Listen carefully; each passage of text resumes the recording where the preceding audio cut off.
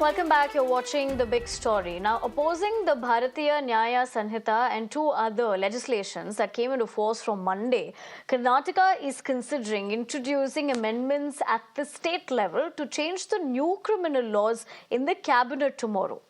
Now, the State Law Minister, H.K. Patil, said that the state was opposed to the implementation of the BNS and other allied legislations. The state government praised before the central government to defer the implementation of the BNS until it includes the recommendations suggested by them earlier.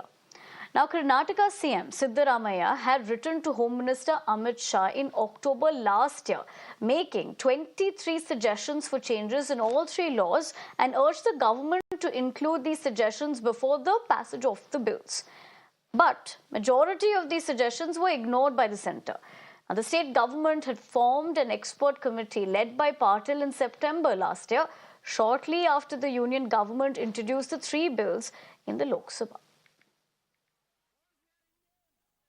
Unnecessarily Bharti Suresh minister interfere कर रहा है। मुझे स्वतंत्र चाहिए, freedom चाहिए, इनका demand है।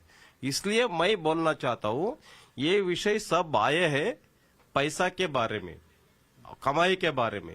इसलिए ये विषय के बारे में वो दोनों गुस्सा है। इसलिए मैं डिमांड करता हूँ सिद्धरामैया गवर्नमेंट, ये विनय कुलकर्णी अनहैप्पी है और कुछ लोग, कुछ मिनिस्टर्स अनहैप्पी है, कुछ बहुत एमएलएस अनहैप्पी है क्योंकि हमको फंड नहीं मिल रहा है।